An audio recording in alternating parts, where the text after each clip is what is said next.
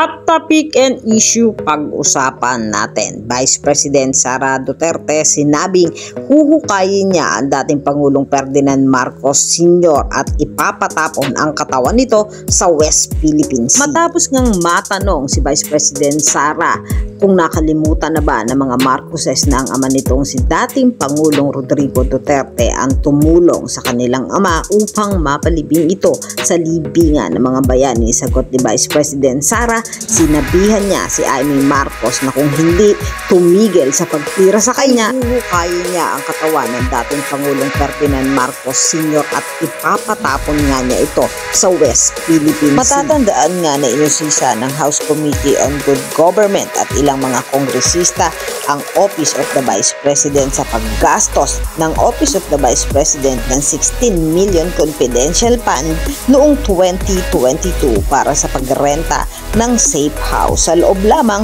ng 11 araw. Ayon kay Vice President Sara, ibinigay naman daw nila sa COA ang mga kailangan dokumento dahil yun lang daw ang hinihingi ng Commission on Audit.